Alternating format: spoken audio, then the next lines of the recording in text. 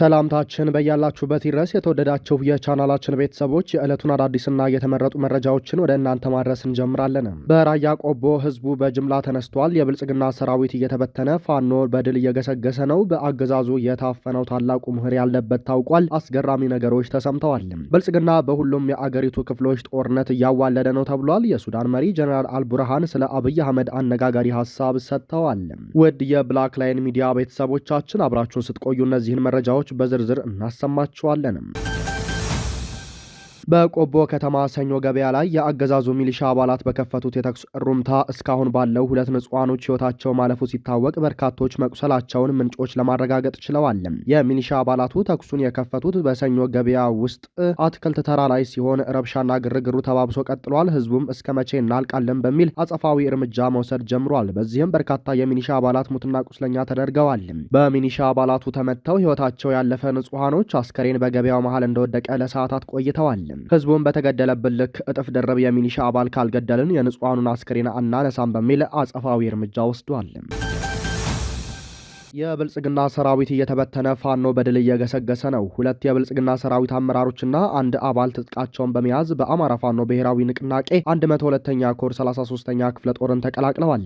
የአማራ ፋኖ ብሔራዊ ንቅናቄም በጦር ሜዳና በአሳብ የበላይነት በማስኮብለል የላቀ ድል ማስመዝገቡን ቀጥሏል። ይህን ተከትሎም በስርዓቱ ብልሹ አሰራር የተማረሩ በርካታ የመከላከያ ሰራዊት አባላትና የአብይ አማራዎች ትጥቃቸውን ይዘው ፋኖን በነቂስ እየተቀላቀሉ ነው። በዚህ ሳምንት ብቻ ቋሪት ከመሸገው የብልጽግና መዝባሪ ሰራዊት ከ20 በላይ የመከላከያና የአድማ ብተና እንዲሁም የሚሊሻ አባላት ወደ 102ኛ ኮር 33ኛ ክፍለ ጦር ተቀላቅለዋል። በዛሬው ዕለት ስም ሞገስ ደስታው ከምስራቅ እዝ 302ኛ ኮር 76ኛ ክፍለ ጦር 4ኛ ሬጅመንት የመሐንዲስና መረጃ ጋንታ መሪ ዶጂ ክላሽ ይዞ የወጣ ጌቱ የበላይ ከምስራቅ እዝ 302ኛ ኮር 76ኛ ክፍለ ጦር 2ኛ ሬጅመንት 2ኛ ጋንታ መሪ ጥቁር ክላሽ ከነትጥቁ ይዞ የወጣ ንጋቴ ገደፋው ከምስራቅ እዝ 302ኛ ኮር 76ኛ ክፍለ ጦር 4ኛ ሬጅመንት ብሬን ረዳት ጥሪውን ተቀብለው መጥተዋል። የብልጽግና ስርዓት የሚከተለው ህዝብ በጅምላ የመግደልና የማፈናቀል አሰራር በራሱ በመከላከያ ሰራዊት ውስጥ ከፍተኛ ቅሬታን ፈጥሯል ያሉት ወታደሮቹም ከእንግዲህ ለጥቂት ባለስልጣናት እድሜ ማራዘሚያ አንሆንም በማለት እንደወጡ ተናግረዋል።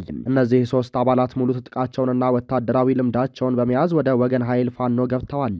አሁንም የስርዓቱ አገልጋይ የሆኑ ኃይሎች የፋኖን ጥሪ ሰምተው እንዲቀላቀሉ ጥሪ አቅርበዋል። ከጨፍጫፊው ስርዓት 20 ሺህ ብር ለማግኘት ወጣቱን አስገድደው ለጦርነት የሚማግዱ ሚሊሻዎች ከድርጊታቸው እንዲታቀቡ አሳስበዋል። የጉና ክፍለ ጦር በስማዳ ወረዳ ወገዳ ከተማ የህዝብ ውይይት መድረክ አካሂዷል። ጉና ክፍለ ጦር ከሚያስተዳድራቸው ቀጠናዎች መካከል ስማዳ ወረዳ ወገዳ ከተማ ከማህበረሰቡ ጋር በዛሬው ዕለት ማለትም በ2018 ዓመተ ምህረት የአፋብን በላይ እዝ ምክትል ፖለቲካ መምሪያ ኃላፊ አርበኛ አራገው እንዳለ፣ የአፋብን በላይ እዝ ጥናትና ስትራቴጂ መምሪያ ኃላፊ አርበኛ አንተነህ ድረስ፣ የሜጀር ጀነራል ባንታ ባታ አንደኛ ኮር ዋና ሰብሳቢ አርበኛ አመነው አለማንተም፣ የጎንደር ጠቅላይ ግዛት እዝ 206ኛ ኮር ጀነራል ኃይሌ መለሰ ዘው ባንተ ክፍለ ጦር ዋና አዛዥ ኮሚሽነር አበበ መልኬ፣ የጉና ክፍለ ጦር ስራ አስፈጻሚዎች፣ ስማዳ ሀገረ ቢዘን ብርጌድ ስራ አስፈጻሚዎች እንዲሁም የወረዳው የፋኖ ጊዜያዊ መንግስት በተመደቡበት የህዝብ ውይይት መድረክ ተካሂዷል። በህዝባዊ ውይይቱም የብልጽግናን ስርዓት ማፈራረስና የአማራን ህዝብ ህልውና መታደግ፣ የህዝብ አስተዳደር ፍትህ ማስፈንና የህዝብን ሁሉን አቀፍ ድጋፍ ማስቀጠልም፣ የወረዳው ህዝብ በመደራጀት ከአገዛዙ ወራሪ ኃይል ራሱን እንዲጠብቅ፣ የህዝብ አገልግሎት ሰጪ ተቋም ሰላምና ደህንነት መጠበቅና ማስጠበቅም፣ ጠንካራ የህዝብ አደረጃጀት በመፍጠር አካባቢውን ከሊባና ከዘራፊ ቡድን መጠበቅ እንዲሁም ሌሎች የፖለቲካ ጉዳዮች በስፋት ውይይት ሲደረግባቸው ውለዋል። የበላይ እዝና የሜጀር ጀነራል ባንታ ባታ አንደኛ ኮር የፋኖ አመራሮች ከህዝቡ ለተነሱ ጥያቄዎች መልስና ማብራሪያ በመስጠት መድረኩ ፍጹም ጨዋና ፍቅር በተላበሰ መልኩ መጠናቀቁን በአፋብን በላይ እዝ ሜጀር ጀነራል ባንታ ባታ አንደኛ ኮር ጉና ክፍለ ጦር ህዝብ ግንኙነት ክፍል ኃላፊ ፋኖ ያሬድ ገደፋው ገልጸዋል። የ100 ሺህ ብር የዋስትና ግዴታውን ከፍሎ ከቂሊንጦ ማረሚያ ቤት ሲወጣ በር ላይ ጭንብል በለበሱ የጸጥታ ኃይሎች ታፍነው የተወሰደው ረዳት ፕሮፌሰር ሲሳይ አውግቸው ፍርድ ቤት ቀርቧል። የካቲት 16 ቀን 2018 ዓመተ ምህረት በ100 ሺህ ብር ዋስ ከእስር እንዲፈታ በፌዴራል ከፍተኛ ፍርድ ቤት የተወሰነለት ረዳት ፕሮፌሰር ሲሳይ አውግቸው የካቲት 18 ቀን 2018 ዓመተ ምህረት ከቂሊንጦ ማረሚያ ቤት ሲወጣ በር ላይ ጭንብል በለበሱ የጸጥታ ኃይሎች እንደገና መታፈኑ ይታወቃል። ረዳት ፕሮፌሰር ሲሳይ የካቲት 20 ቀን 2018 ዓመተ ምህረት በፌዴራል ፌዴራል ጠቅላይ ፍርድ ቤት ይዘውት በመቅረብ የይግባኝ ቅሬታ አሰምተዋል። ፍርድ ቤቱ ያስቀርባል አያስቀርብም በሚለው ጉዳይ ብይን ለመስጠት ለነገ የካቲት 21 ቀን 2018 ዓ.ም ቀጠሮ መያዙ ታውቋል። አፈና ፈጻሚዎችም ረዳት ፕሮፌሰር ሲሳይ መለቀቁን አናውቅም ብለው መካዳቸው አሳዛኝና የፍትህ ሂደቱ እየሄደበት ያለውን የቁልቁለት ጉዞ በግልጽ ያሳየ መሆኑ ተመላክቷል።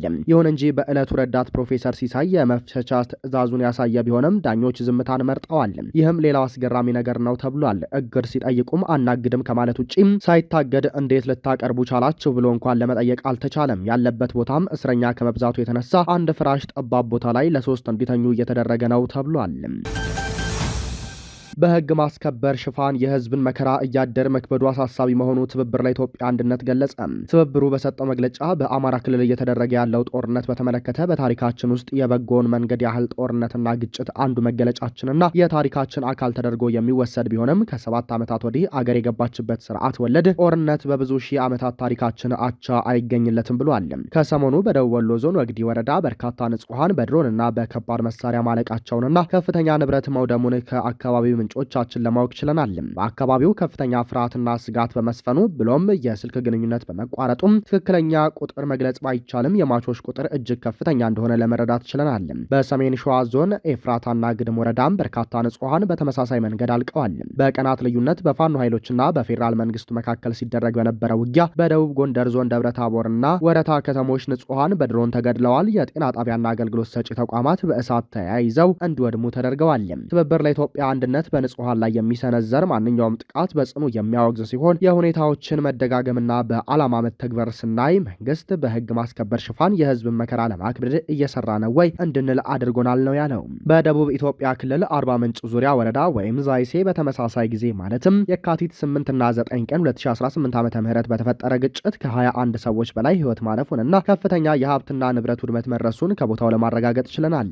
ይህ አካባቢ ከወረዳነት ጥያቄ ጋር ተያይዞ ከፍተኛ ሰብአዊና ቁሳዊ ጉዳት ከሚያስተናግዱ በአንጻሩ የማህበረሰቡ ሰቁቃ ብዙ ያልተነገረለት አካባቢ እንደሆነ እናምናለን።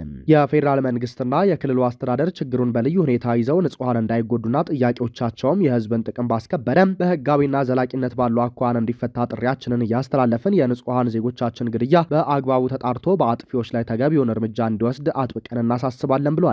በትግራይ ክልል ያለው ሁኔታ በቋፍ ያለና እጅግ አደገኛ አዝማሚያ የሚታይበት በመሆኑ ሁሉም ኃይሎች በአገራችን ሌላ ተጨማሪ የጦርነት ግንባር በመክፈት ከዓመታት በፊት የደረሰውን እልቂትና የንብረት ውድመት ከመድገም ታቅበው ችግሮች በሰላማዊ መንገድ እንዲፈቱም ጥሪያችንን እያስተላለፍን የዲፕሎማቲክ ማህበረሰቡ ዳግም ጦርነት ከመቀስቀሱ በፊት ጫና እንዲያሳድር ጥሪያችንን እናቀርባለን ነው ያለው። ቤኒሻንጉል ክልል ባለፉት የብልጽግና 7 ዓመታት የኢትዮጵያውያን የመታረጃ ቄራ ሆኖ የከረመው መተከል ዞንም አሁን ደግሞ ሌላ አስፈሪ አደጋ አንዣቦበታል። የመንግስት የጸጥታ ኃይሎች አካባቢውን ለቀው መውጣትን ተከትሎ ከየካቲት 1 ቀን 2018 ዓ.ም ጀምሮ በተለይ በዞኑ የወንበራ ወረዳ 6 ያህል ቀበሌዎች ወይም ጎቸረ፣ ኪታር፣ ደውላ፣ ጉምቦግዱ፣ ወግዲ፣ አይሺ የአካባቢዎቹ ሰው ሸኔ ብሎ በገለጹት የኦሮሞ ነጻነት ሰራዊትም ቁጥጥር ስር እንደዋሉና የአካባቢው ማህበረሰብም እግሩ ወደ መራው መሰደዱን ሀብት ንብረቱን መዘረፉን በተለይ በሶስቱ ቀበሌዎች ጎቸር፣ ወግዲና አይሺ ህጻናትና ሴቶችን ጨምሮ በርካታ ዜጎች እንደተገደሉ ከእማኞች አንደበት ለመረዳት ችለናል። አካባቢው የታላቁ ህዳሴ ግድብ አቅራቢያ መሆኑና ህዝቡም ከከረመበት የመከራ ዶፍ ባላገገመበት ሁኔታ የፌዴራሉም ይሁን የክልሉ መንግስት ትኩረት ተነፍጎ ለዚህ መሰል የከፋ አደጋ መዳረጉ በመንግስት በኩል ሆን ተብሎ እየተፈጸመ ያለ ሴራ አለመሆኑ የሚያጠራጥር ሆኖ አግኝተነዋል ነው ያለው። በኦሮሚያ ክልል ምስራቅ አርሲ ዞን መርቲ ወረዳ ጃዊ ፈቀርቀሳ ቀበሌ የካቲት 17 ቀን 2018 ዓ.ም ምሽት ላይ ሃይማኖትን ለይቶ በተፈጸመ ጥቃት 4 ሰዎች ሲገደሉ 2 በጠና ቆስለው 2 ተይዘው ሲወሰዱም በጥቃቱ ከ10 በላይ ቤቶች ተቃጥለዋል። አካባቢው በተደጋጋሚ ከፍተኛ የጭካኔ ግድያ የሚካሄድበት ነው። በተያያዘ በክልሉ ሰሜን ሸዋ ዞን ወራጃ አርሶ ወረዳ ሃሮ ገነት ቴሾ በተባለ ጎጥ የካቲት 18 ቀን 2018 ዓ.ም ምሽት ጀምሮ በደረሰ የተቀናጀ ጥቃት 2 ሰዎች ተገድለዋል። በርካታ ቤቶች ተቃጥለዋል። የቤት እንስሳት በገፍ ተነድተዋል። በዚሁ ጎጥ መስከረም 29 ቀን 2018 ዓ.ም በደረሰ ጥቃት ሞትና ከፍተኛ ቃጠሎ እንደደረሰ ይታወቃል። ቅንጅታችን በሁለቱም አካባቢዎች የደረሰውን ጥቃት በጽኑ ያወግዛል። ለሞቱትም እረፍተ ነፍስን ይመኛል። መንግስት ዜጎችን መጠበቅ ካልቻለ ህዝብ ተደራጅቶ በህጋዊ መንገድ ራሱን እንዲጠብቅ አስቻይ ሁኔታዎች እንዲመቻቹለት አጥብቀን እንጠይቃለን። የሚዲያዎች ተደጋጋሚ መዘጋትን በተመለከተ የእርስ በርስ ጦርነትን፣ ምርጫንና አገራዊ ምክክርን በብልጣብልጥነት በጋራ አጃምሎ ለመሄድ እያሰበ ያለው የብልጽግና መንግስት በአንጻራዊነት በገለልተኛና ምዝገባና የህዝብ ድምጽ በመሆን የሚታወቁ ሚዲያዎችን እየዘጋ የጋዜጠኞቻቸውን ፈቃድ እየነጠቀ ይገኛል። ትግበራውንም ግልጽነት የጎደለውና ከብሔራዊ ጥቅም ወይም ከህዝብ ደህንነት አንጻር የተቃኘ ሳይሆን አገዛዙ የሚፈጽመው ግፍ እንዳይጋለጥ ከመፍራት የመነጨ ነው። እንዲህ ያለው ድርጊት ከዓለም አቀፍ መርሆች እንዲሁም ከህገ መንግስት ድንጋጌም የሚጣረስ በመሆኑ መንግስት የህዝብን በነጻነት መረጃ የማግኘት መብት አክብሮ እንዲንቀሳቀስና ተገቢውን የእርምት እርምጃ እንዲወስድም እናሳስባለን ብለዋል። ትብብር ለኢትዮጵያ አንድነት በመግለጫው በመጪው ወር ከጠቅላይ ሚኒስትር አብይ አህመድ ጋር ለመነጋገር ተደጋጋሚ ጥያቄ አቅርበው ምላሽ አለማግኘታቸውን የሱዳን ወታደራዊ መሪ አልቡርሃን መናገራቸውን የሱዳን ምንጮች ዘግበዋል። ጀነራል አልቡርሃን ከአሜሪካው ተንታኝ ካሜሮን ሁድሰን ጋር ቆይታ አድርገው የነበረ ሲሆን በነበራቸው ቆይታ ከኢትዮጵያ ወደ ፈጣን ደጋፊ ኃይሎች እየደረሰ ያለው ወታደራዊ አቅርቦት አሳስቦኛል ሲሉ ገልጸዋል። ጉዳዩን ከኢትዮጵያ መሪዎች ጋር በመወያየት ለመፍታት በተደጋጋሚ ወደ አዲስ አበባ ለመሄድ ጥያቄ ባቀርብም ከአዲስ አበባ በኩል ምላሽ አልተሰጠኝም ሲሉ ተናግረዋል። ጀነራሉ በውይይቱ ወቅትም ምናልባት በኢትዮጵያና በኤርትራ መካከል ያለው ጦርነት ቢፈነዳ ሱዳን እንዴት እንደምትመለከተው ሲጠየቁ ሱዳን በማንኛውም ቀጠናዊ ግጭት ውስጥ ተሳታፊ አትሆንም ብለዋል። ካርቱም ለማንኛውም ወገን ያለመወገን ፖሊሲ እንደምትከተል የገለጹት ጀነራሉ ኢትዮጵያ በሱዳን ጦርነት ውስጥ ጣልቃ እንድትገባ ወይም ቀውሱ ዓለም አቀፋዊ መልክ እንዲይዝ እንደማይፈልጉም ገልጸዋል። ይሁን እንጂ ጀነራል አልቡርሃን ገለልተኛ ነን ቢሉም በተደጋጋሚ ከኢትዮጵያ መንግስት በኩል አርሚ 7 ለተባለው የትግራይ ኃይል ሀገራቸው እየሰጠች ያለችው ድጋፍ እንድታቋረጥ ከዚህ ቀደም ሲጠየቁ እንደነበር ይታወሳል። ለአብነትም የብሔራዊ መረጃና ደህንነት ዋና ዳይሬክተር አምባሳደር ሬድዋን ሁሴን የተመራና አቶ ጌታቸው ረዳን ያካተተ ልዑክ ወደ ሱዳን ተጉዞ ከወራት በፊት ለጀነራሉ ደብዳቤ አድርሶ እንደነበር ይታወሳል። ይሁን እንጂ ለደብዳቤው ተገቢ ምላሽ ሳይሰጥ እንደቀረ ሲገለጽ ቆይቷል። ውድ የብላክ ላይን ሚዲያ ቤተሰቦቻችን ለሰዓቱ የነበረን መረጃ ይህንን ይመስላል። ጤና ይስጥልን።